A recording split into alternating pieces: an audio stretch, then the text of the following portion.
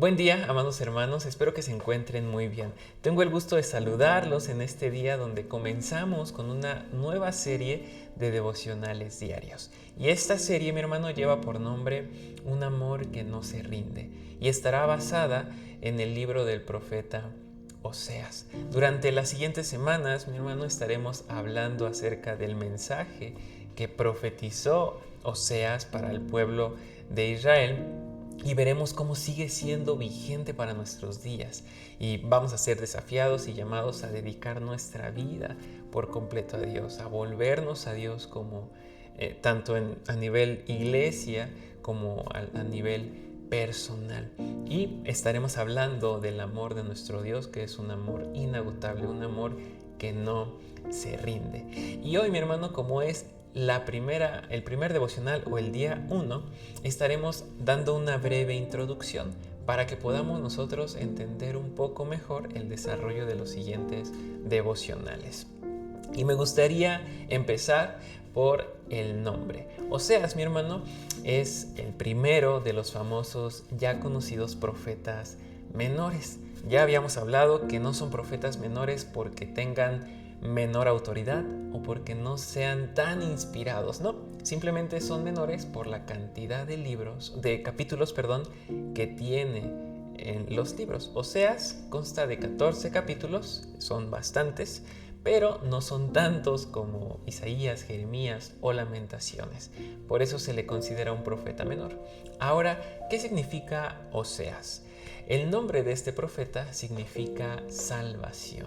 Ahora es algo maravilloso y poderoso, mi hermano, porque este profeta de nombre Oseas, que significa salvación, escribe y profetiza a una nación y un mensaje que habla principalmente de juicio. Cuando abrimos el libro de Oseas y lo leemos, vamos a encontrarnos con un mensaje que habla mucho de juicio.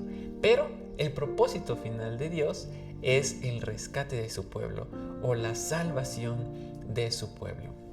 Si nosotros leemos el capítulo 1 de Oseas, versículo 1, se nos da una pequeña biografía o contexto del profeta Oseas y se nos dice que fue hijo de Beri y que la vida entera del profeta se convirtió en una palabra viviente o en una palabra encarnada con poder transformador que manifiesta la misión, el amor y el propósito de Dios. Ahora, para entender un poco más el contenido de este libro, debemos hablar del tiempo en el que sucedió esto, en el tiempo que ministró el profeta Oseas. Y principalmente Oseas profetizó aproximadamente entre los años 784 y 722 a.C., lo cual corresponde al siglo 8 a.C. Y no profetizó solo en este siglo o en estos años, sino que fue contemporáneo de grandes profetas como Isaías, como Amós y como Miqueas. Estos 4 profetas fueron contemporáneos, dirigieron su mensaje a diferentes sectores, a diferentes reinos, el reino del norte, el reino del sur, y tuvieron un objetivo distinto cada uno de ellos, pero fueron contemporáneos y enviados de Dios estos 4 profetas. Ahora, mi hermano, el profeta Oseas profetizó especialmente al reino del norte, que era Israel.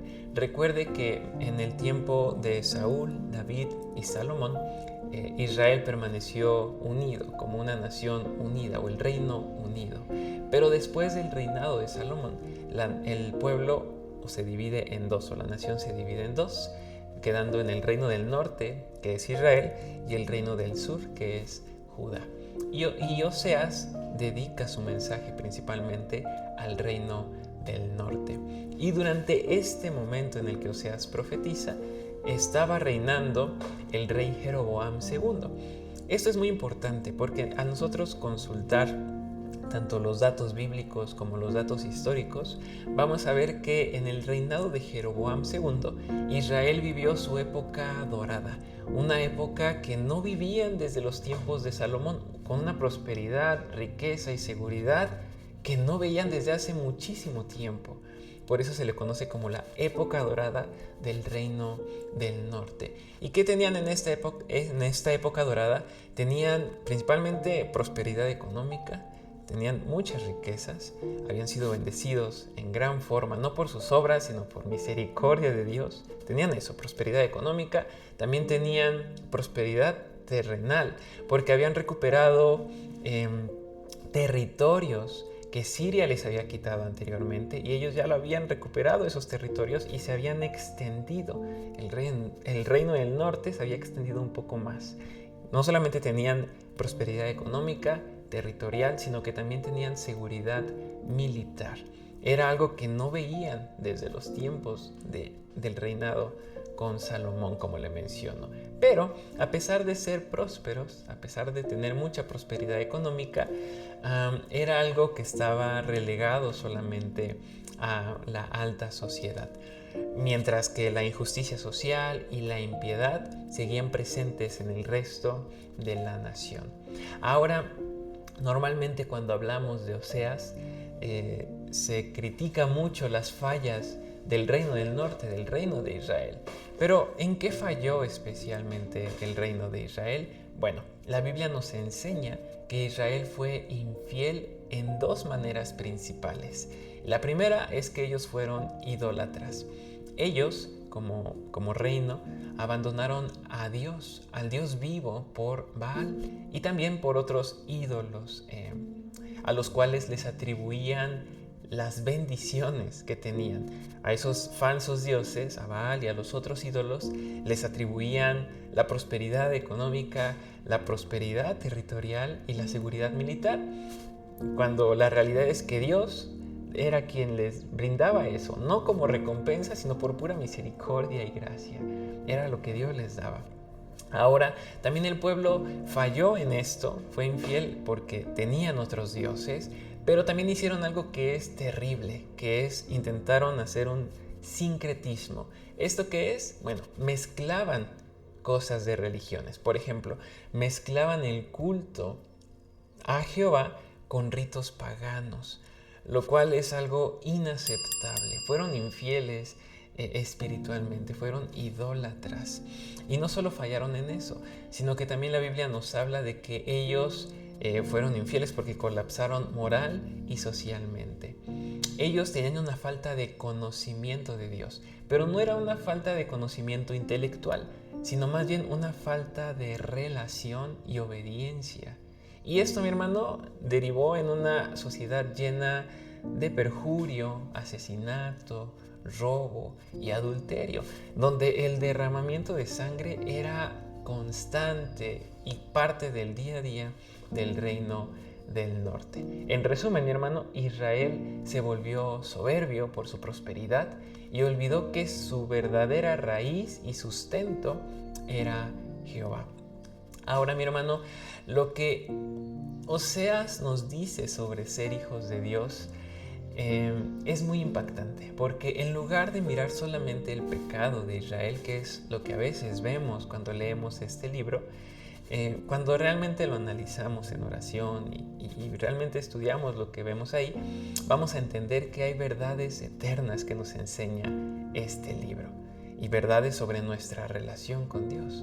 Podemos tener un conocimiento intelectual de Dios, pero tal vez podemos no tener una relación diaria con Él y no obedecerlo, como pasaba con el pueblo de Israel. Y a falta de ese conocimiento, esa relación con Dios y esa obediencia, pues tenemos una vida que tal vez no cae en lo escandaloso como fue con Israel, pero sí cae en unas faltas que cometemos en nuestro día a día para con Dios. Ahora, también esto nos enseña, podríamos decir, 4 cosas. El pecado es relacional y no solo legal. Para nosotros como hijos de Dios, pecar no es simplemente romper una ley fría, sino que es herir el corazón de nuestro Dios, de nuestro Padre.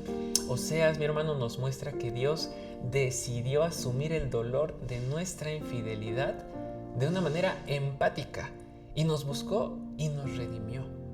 También podemos ver en este libro de Oseas la seguridad del amor eterno de Dios, porque esta es una de las verdades más grandes en este libro y en toda la Biblia. Ningún pecado es tan terrible que eclipse la misericordia y la fidelidad de Dios hacia sus hijos. Aunque nosotros seamos inconstantes, Dios permanece inamovible en su fidelidad. También podemos ver y veremos a lo largo de este libro la disciplina de Dios, que es salvadora. Vamos a aprender que los juicios de Dios y los golpes que tal vez a veces recibimos en nuestra vida no son para destruirnos, sino que son mediaciones redentoras. Ya lo veremos también en los versículos posteriores. Dios, mi hermano, nos disciplina porque nos ama como hijos, buscando que reconozcamos nuestra orfandad espiritual para volver a su sombra protectora. También algo que veremos en este libro es que nuestra identidad depende del conocimiento de Dios. Ser hijos de Dios implica vivir en un conocimiento no intelectual, sino relacional. Tener una relación con Dios que transforme nuestra vida. Porque sin este conocimiento de Dios, sin esta relación diaria con Dios, nuestra espiritualidad se volverá en mera carga religiosa vacía. Ahora, al terminar esta breve, porque es muy breve, introducción del profeta Isaías en este día 1, mi hermano, meditemos en que nuestro Dios, como lo dice el profeta, es un esposo fiel que nos ha llamado por nombre, por nuestro nombre. No importa cuán prósperos o cuán atribulados estemos externamente, porque lo que define nuestra vida no es eso, sino es nuestra unión con Dios. Ahora le pido que me acompañe en una oración. Padre, gracias te damos porque nos permites iniciar esta serie nueva de devocionales. Gracias porque sin duda alguna sabemos que tú hablarás a nuestras vidas y nos recordarás que tu amor es eterno, que nunca se rinde, Señor. Pero también nos llamarás a una vida santa, a volver a ti, Señor, a conocerte día a día de forma personal y a obedecerte, Señor. Ayúdanos a que todo esto sea de bendición y que podamos alabar y bendecir tu nombre por todo lo que estudiemos y aprendamos en esta serie nueva. En tu nombre oramos. Amén. Que Dios les bendiga, mis hermanos.